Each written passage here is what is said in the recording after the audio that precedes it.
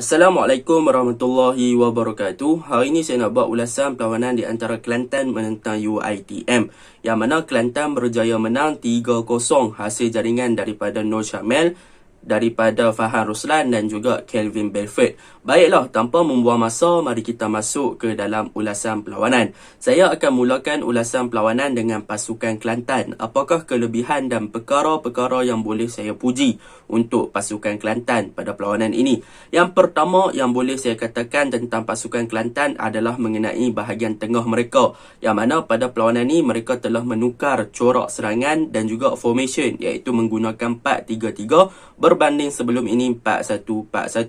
Tetapi pada perlawanan ini boleh saya katakan di bahagian tengah adalah kunci utama pasukan Kelantan untuk menggerakkan serangan, sama ada di bahagian wide area ataupun di bahagian tengah. Sebab apa saya berkata begitu? Sebab peranan Miodani sebagai defensive midfielder pada perlawanan semalam sangat-sangat padulah, yang mana beliau ditugaskan untuk bermain sebagai lone pivot dan beliau berjaya untuk menggunakan ataupun menjalankan tugas tersebut dengan sangat cemerlang untuk membantu bahagian pertahanan pasukan Kelantan, dan dalam masa yang sama dia juga banyak untuk involve dengan build up pasukan Kelantan, yang mana peranan beliau dibantu oleh Kelvin Belfort, yang mana pada perlawanan ini Kelvin Belfort diberikan peranan free roll untuk bergerak bebas di sekitar padang, sama ada untuk bertindak ofensif ataupun drop ke bawah untuk meminta bola daripada Miodani. Jadi peranan Miodani yang memang single pivot tu telah membuatkan Kelvin Belfort boleh diberikan peranan free roll untuk membantu Miodani di bahagian tengah, dan dalam pada masa yang sama boleh membantu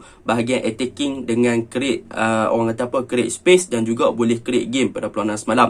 Boleh dikatakan Belfort menjadi general playmaker di bahagian tengah pasukan Kelantan semalam. Kadang-kadang beliau bermain terlalu ofensif dan kadang-kadang beliau bermain sebagai pemain nombor 8 lah untuk menghubungkan bahagian tengah dan juga bahagian serangan. Manakala seorang lagi gandingan Kelvin Belfort di bahagian hadapan ataupun attacking midfielder adalah Nur Syamil, yang mana peranan Nur Syamil pada perlawanan ini boleh dikatakan lebih ke arah untuk menjadi support kepada Nixon ataupun menjadi orang yang berada di belakang Nixon untuk memastikan yang Nixon sentiasa ada support ataupun backup daripada pemain di belakang beliau ketika serangan Kelantan dilakukan. Jadi memang 3 player di bahagian tengah ni menjadi kunci utama yang menggerakkan game pasukan Kelantan selain daripada winger pada perlawanan semalam.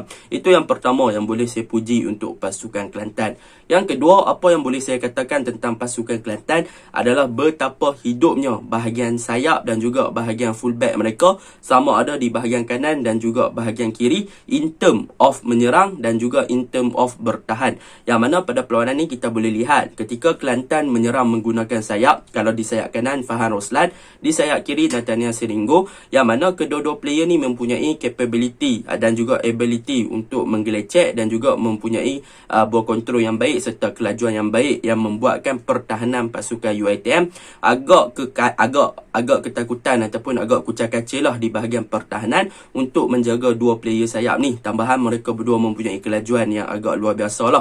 Tetapi yang menarik tentang corak permainan mereka berdua ni adalah bagaimana mereka dibantu oleh bahagian fullback, iaitu di bahagian kanan Daniel Hadri, di bahagian kiri Syarul dalam membuat overlapping, yang mana kita boleh tengok beberapa gerakan daripada pasukan Kelantan yang digerakkan di bahagian kanan melalui Fahan Roslan. Kadang-kadang Daniel Hadri suka naik ke atas untuk buat support play dengan buat overlapping, dan kadang-kadang apabila dia buat overlapping, cutback yang dilakukan berjaya untuk menembusi ataupun berjaya mencari Nixon di bahagian tengah. Kadang-kadang Daniel Hadri yang melakukan percubaan. Begitu juga dengan bahagian kiri, yang mana Syarul dan juga Nathaniel Ringo juga bermain dengan sangat baik. Syarul dia lebih banyak backup kepada Nathaniel, tetapi daripada segi overlapping, ya Syarul juga sangat baik. Tetapi yang paling penting tentang peranan Syarul pada perlawanan semalam adalah dari segi dari segi set pieces dan juga hantaran-hantaran yang dilakukan ke dalam kotak penalti, yang mana boleh saya katakan Syarul ada 2 assist, satu kepada Fahan Roslan kalau tak silap saya, dan yang kedua adalah kepada Kelvin Belfort, yang mana hantaran gol ketiga pasukan Kelantan. Jadi boleh saya katakan memang bahagian sayap dan juga fullback pasukan Kelantan ni hidup, dan benda yang boleh saya puji untuk sayap Kelantan iaitu Fahan dan juga Nathaniel Ringo adalah mengenai mereka juga banyak membantu bahagian bertahan di bahagian wide area, iaitu mereka sering melakukan track back untuk membantu bahagian right back dan juga left back pasukan Kelantan. Yang mana ketika Kelantan diserang ataupun di counter oleh UiTM, Fahan dan juga Nathaniel Ringo sama ada di bahagian kanan ataupun bahagian kiri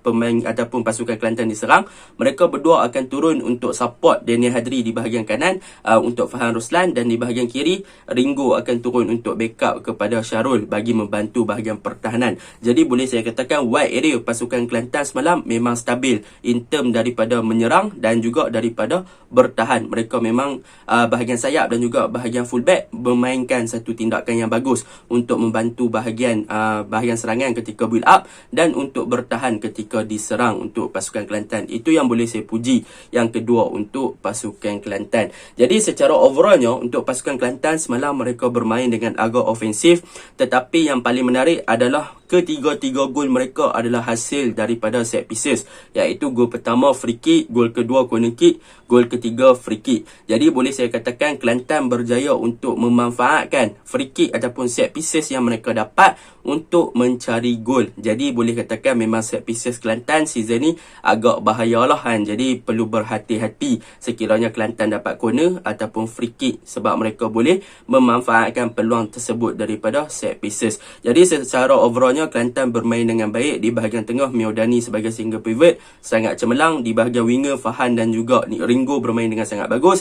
Di bahagian fullback Daniel Hadri dan juga Syarul bermain dengan sangat bagus dah pada perlawanan semalam, boleh saya puji. Cumanya ada beberapa kelemahan yang perlu diperbaiki oleh Kelantan FC untuk the next game ataupun game-game yang akan datang.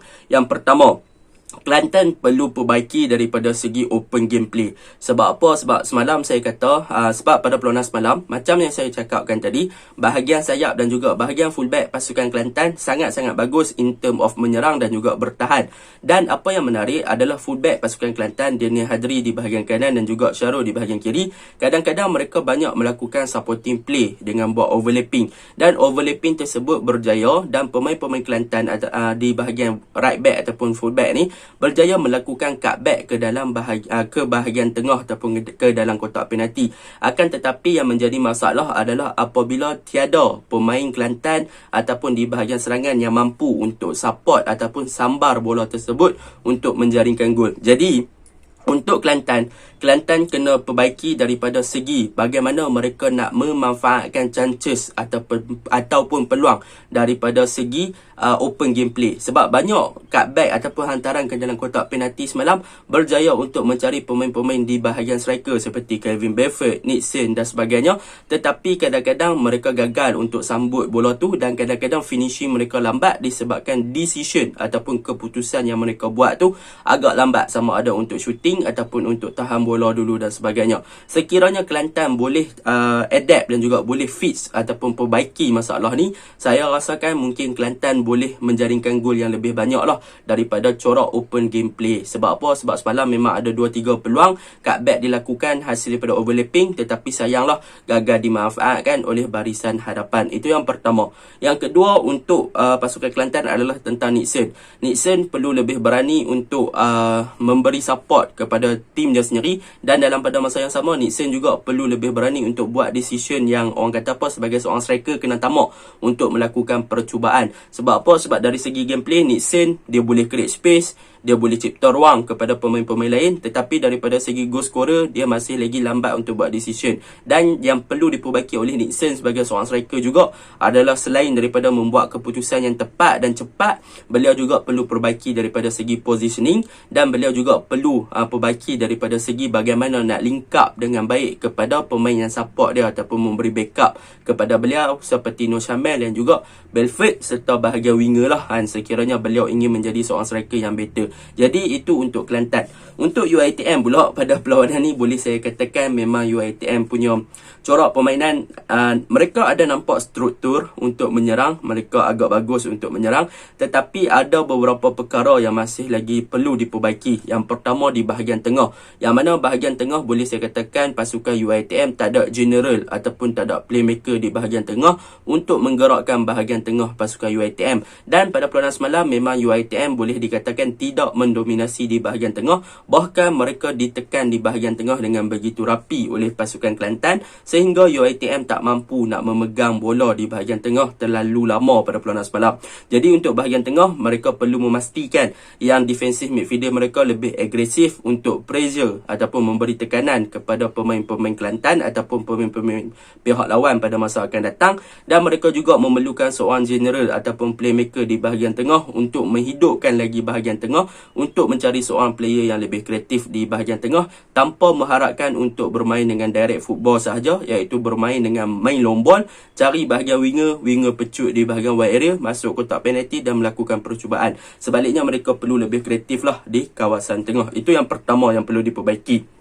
Yang kedua, mereka juga perlu perbaiki adalah bagaimana mereka nak memastikan yang striker mereka tak terlalu isolate. Macam saya cakapkan, disebabkan bahagian tengah tak ada kreativiti, tak ada orang boleh menggerakkan bahagian tengah, striker UiTM terlalu isolate, bermaksud terlalu bersendirian. Jadi apabila terlalu bersendirian, beliau tak ada orang yang nak boleh link up dengan bahagian bawah, beliau pun terpaksa drop ke bawah. Dan kadang-kadang apabila bola bermain secara long ball ataupun direct football oleh pasukan UiTM, pemain-pemain winger pun tak boleh nak supply bola ke bahagian serangan ataupun striker pasukan UiTM dengan sangat baik. Sebab apa? Sebab dia dah memang terlalu isolate. Kadang-kadang pemain UiTM di bahagian wing dimarking oleh 2 ataupun 3 player pihak lawan, maka senanglah untuk patahkan serangan tersebut. Jadi build up memang penting untuk memastikan ada seorang general dan ada seorang connector yang boleh menghubungkan bahagian tengah dengan striker dan juga dengan bahagian winger. Sekiranya tak ada connector ataupun kesinambungan ni, tak boleh nak link up lah gameplay dengan sangat baik.